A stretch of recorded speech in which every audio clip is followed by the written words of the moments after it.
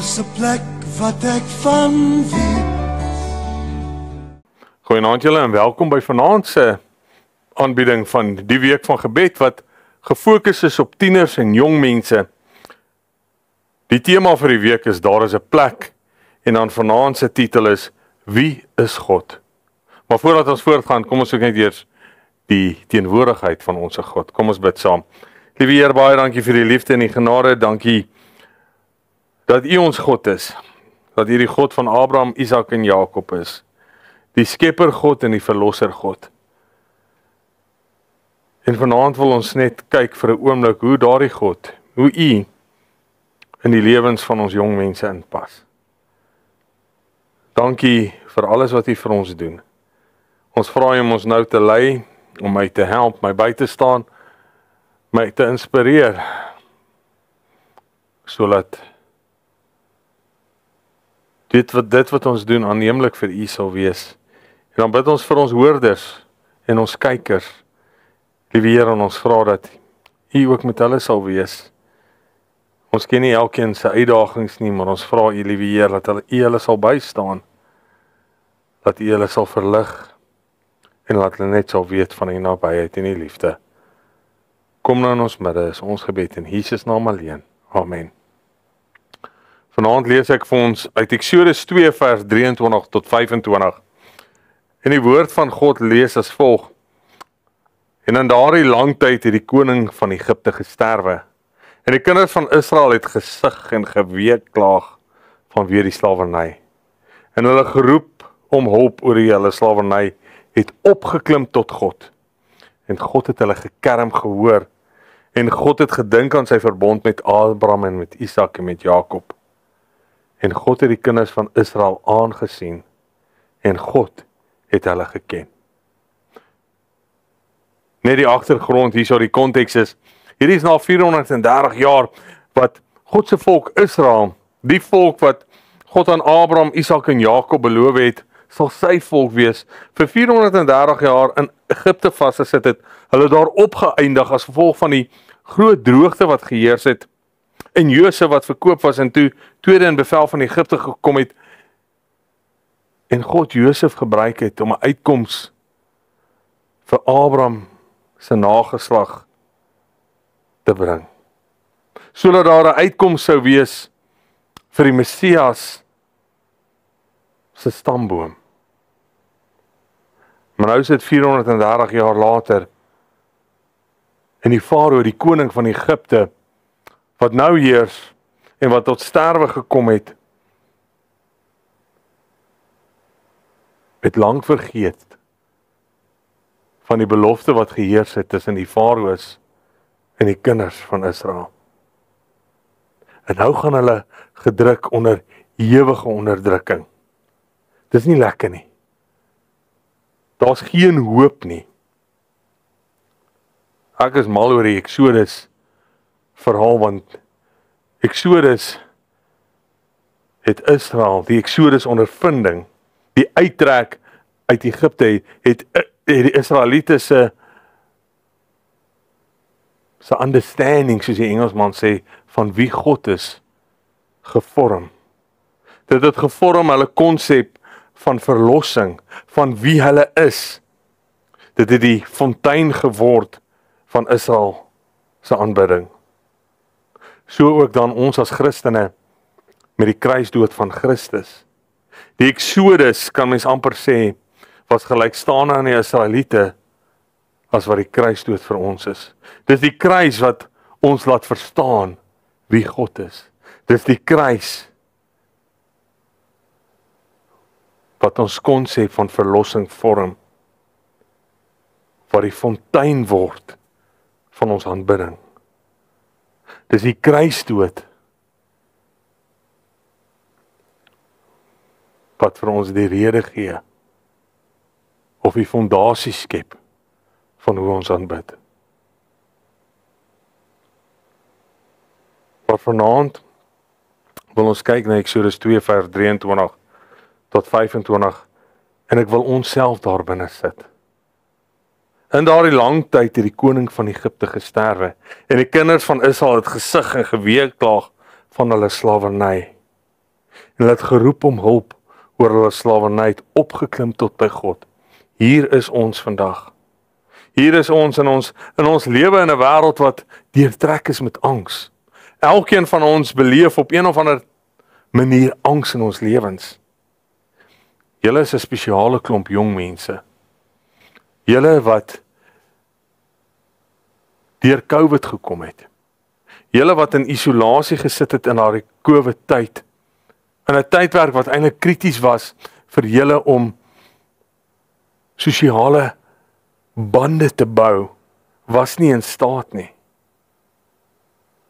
COVID en die isolasie wat gekom het julle 'n groot onreg aangedoen. COVID het angs gebring. Pandemies bring angs. Vandag lewe ons in 'n wêreld waar ons die heeltyd op sosiale media en op die nuus hoor van oorloë. En oorloë wat die heeltyd woed in ons hoor van twis wat heers tussen wêreldleiers, en dit bring angs. Daar is eksamens en eksamendruk wat ons saglik baie angs en druk op kinders sit. Die vraag is, hoe gaan ons dit hanteer? Wat doen ons met angs? Wat doen ons wanneer dinge net te veel vir ons raak? Hoe gaan ons dit hanteer? Een ding wil ek julle net uitnooi en eintlik by julle pleit as jong mense is, laat ons nie sal maak soos ons volwassenes nie. Laat julle nie sal maak soos ons volwassenes en fake Christene wees nie. Ons wat altyd net by 'n kerk opdaag of by 'n byeenkoms opdaag en dit gaan met almal net goed. Almal smile en het hulle beste klere aan. Wees julle nie so nie. Wees julle eerlik en opreg. Wees julle braaf genoeg om te erken as dit nie goed gaan nie. Wees julle groot genoeg om 'n skouer te soek, om ondersteuning te soek. Wees julle Christelik genoeg om 'n skouer en 'n oor te wees. Vanaand wil ek net vir julle sê, wanneer ons angs hanteer, of wanneer ons praat oor angs en hoe ons dit hanteer binne in 'n Christelike konteks, wil ek net hê dat ons verstaan dat ek nie kom en sê, dit wat ek met julle deel, gaan julle toepas in julle lewe, en ek gaan dit toepas in my lewe, en môre is alles oukei nie. Alle angs is verby, want dit is nie waar nie. Al wat ek vir julle sê is, angs en uitdagings en bekommernisse gaan altyd daar wees. En as die een dalk weg is, kom die volgende ene. Al wat ons kan doen is, ons kan net kyk, hoe kan ons optree binne in daardie angs.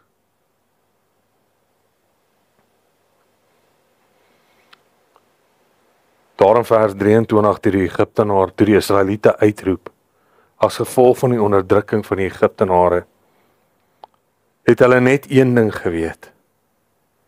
Alwaarvan hulle bewus was van hulle uitdaging en hulle onderdrukking. Nog iets waarvan hulle bewus was, is die feit dat hulle tot God geroep het. Veel meer het hulle nie geweet nie. En baie keer is dit so met ons. Ons weet nie hoe daardie belofte van God tot stand gaan kom in ons lewe wat sê dat God alle dinge ten goeie laat meewerk vir die wat hom liefhet nie. Dat God dit wel gaan doen, is nie die vraag nie.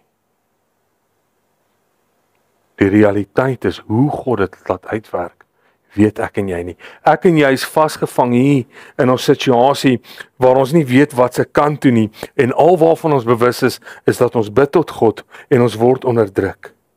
En dan kom meeste mense en hulle sê, en ek seker meeste sal hiermee saamstem, dat daar tye in ons lewe is wat ons voel, God hoor nie ons gebed nie. Dis 'n natuurlike aanname dat God ons nie hoor nie, maar Spreuke 15 vers 29 sê, die Here is ver van die goddelose, maar die gebed van die regverdige hoor hy. 1 Johannes 5 vers 14 en 15 sê hy, en dit is die vrymoedigheid wat ons het teenoor hom. Dat hy ons verhoor as ons iets vra volgens sy wil. En as ons weet dat hy ons verhoor, dan weet ons dat wat ons ook al vra, ons die bedes verkry wat ons van hom gevra het. So dis nie dat God ons nie hoor nie.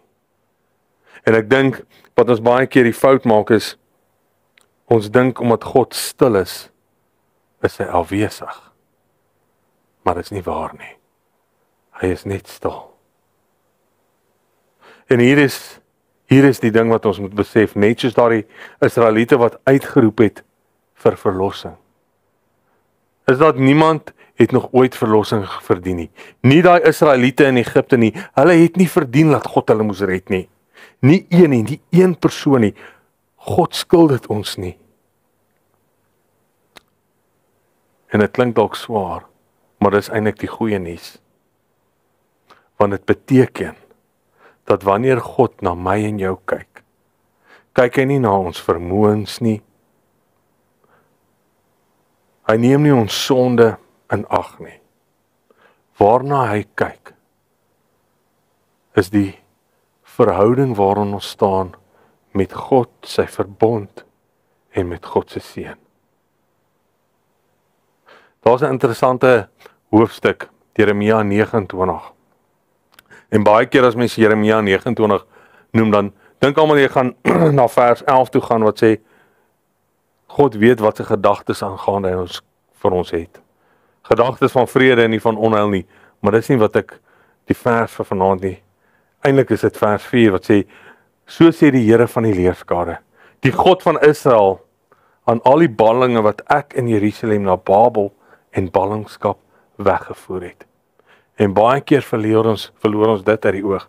God sê hier dat hy die een is wat hulle wat onderdruk was, weggevoer het om onderdruk te word.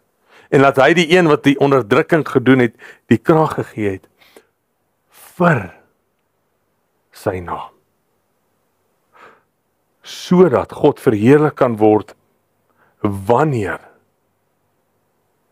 die kinders van God uit sonde voortkom, verlos word van sonde en die eer aan God kan gee. Daardie versie in Eksodus sê, God hoor sy mense. Jong mense, vanaand wil ek vir julle sê, God hoor ons. Dit mag vir meeste mense problematies wees om te weet dat God alles hoor. Daar is niks wat ek en jy doen wat God nie hoor of sien nie. En dit mag problematies wees want soms wil mense net dink, is daar nie 'n manier wat God se aandag dalk moontlik vir 'n oomblik afgelei was nie. Want hoe is dit dat God alles sien en hoor en dan sekere dinge toelaat? Hoe is dit? Ek is seker toe daardie persoon so wreed vermoor is, God se aandag ergens afgelei moes word. Maar dit is nie so nie. Nou hoe laat dit toe? Psalm 121 sê, en vir julle wat 'n 33-53 vertaling het, sal julle sien, daar's 'n swart so opskrifie gedruk. En die opskrif is op pad. 'n Bedevaartslied, ek slaan my oë op na die berge, waar sal my hulp vandaan kom? My hulp is van die Here wat hemel en aarde gemaak het. Hy kan jou voet nie laat wankel nie, jou bewaarder kan nie slymer nie. Kyk, die bewaarder van Israel slymer of slaap nie. Die Here is jou bewaarder. Die Here is jou skaduwee en jou regterhand. Die son sal jou bedags nie steek nie en die maan ook nie by die nag nie. Die Here sal jou bewaar vir elke onheil. Jou siel sal hy bewaar. Die Here sal jou uitgang en jou ingaan bewaar van nou af tot in ewigheid. Vers 4 sê die kyk, die bewaarder van Israel slymer of slaap nie. Daar is niks wat ek en jy deurgaan waarvan God nie bewus is nie. Selfs daardie dinge waarvoor ons dalk net wil hoop dat God vir 'n oomblik sy aandag afgelei was. God sien alles. Maar ek wil vir julle sê, God mis niks. Daardie keer, toe daardie girl jou so gedrop het soos 'n warm patat, God het dit gesien. Daardie emosionele egskeiding waardeur jou ouers gegaan het, God het dit nie gemis nie. Daardie vriend of vriendin van jou, wie se lewe so vinnig kort geknip was, God was daar, hy het dit nie gemis nie. Die dag die julle by pa, ma, ouma, oupa se oop graf gestaan het, God het dit nie gemis nie. Die ding is, as ons nie God kan vertrou tussen en deur ons krisisse nie, hoe gaan ons hom vertrou om ons by die nuwe hemel en die nuwe aarde uit te kry?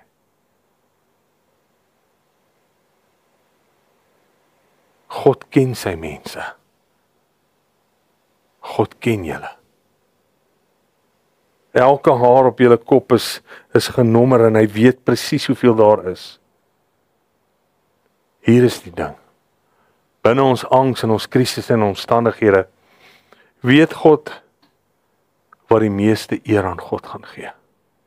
God weet baie beter wat jy nodig het, as wat ek of jy ooit sal weet. God weet wat ek en jy kan verdra. Ja, ons dink ons weet wat ons kan verdra, en hoeveel ons kan deurmaak. Maar dan kom God en hy bewys vir ons, hoeveel ons regtig kan verdra, en hoeveel ons regtig kan deurmaak, in sy krag. God weet ook, jou verlosser kom. Hy weet wanneer en waar. Dit is alles wat gebeur, wat ek en jy nie kan raak sien nie. Al hierdie dinge wat God weet. God mis niks. Ek onthou, toe La Rochelle klein was, eintlik Marlo ook toe hy in die hospitaal was met die RS-virus.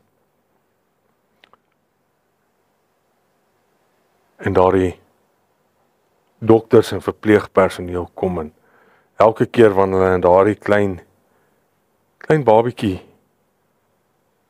'n naald moet indruk, 'n aar moet soek om bloed te trek of 'n aar moet soek om 'n drip in te sit. Mens sal nooit daardie kyk op daardie kinders, op Marlo, La Rochelle, se oë vergeet, wanneer daai naaltjie ingaan nie. Wanneer hulle skree om pyn, en hulle kyk vir mamma en pappa, vir niemand anders nie. En hulle verstaan nie. Maar wat hulle ook nie verstaan nie, is dat ons sien, ons hoor, ons weet, ons ken hulle. En elke keer as hulle so vir mense gekyk het ek gewonder, dink hulle, ons wil niks doen nie, ons kan niks doen nie, ons gaan niks doen nie. Maar dit is nie waar nie. Ons was van alles bewus. Maar ons het geweet op daardie tyd, daardie pyn wat hulle moes verduur, was noodsaaklik vir hulle eindbestemming, om beter te raak, om gesond te raak. Wie is God? Eksodus 2 vers 23 vers 25. In daardie lang tyd het die koning van Egipte gesterwe. En die kinders van Israel het gesig en gewee geklaag vanweë die slawerny. En hulle geroep om hulp oor hulle slawerny, het opgeklim tot by God. En God het hulle gekerm gehoor. En God het gedink aan sy verbond met Abraham en met Isak en met Jakob. En God het die kinders van Israel gesien. En God het hulle geken. Wie is God? God is die een wat in jou gekerm en geweegklaag gedink het aan jou. Gedink het aan sy verbond en hy het sy seun gestuur, Jesus Christus, om aan die kruis te kom sterwe, terwyl sy seun daar gehang het en nie sy vader kon sien nie, het God hom verbrysel vir jou en my onthaalwe. Sodat hy jou kan aansien en jou kan ken. Die kruisdood van God openbaar aan ons wie God is, dat hy omgee oor wie ons is op 'n persoonlike vlak. Dit verklaar vir ons konsep van verlossing. Dit beklemtoon dat die kruisdood van Christus die beginplek van ons aanbidding is. Dit sê vir ons dat dit daardie kruis is van Christus wat ons toelaat om te respond deur aanbidding.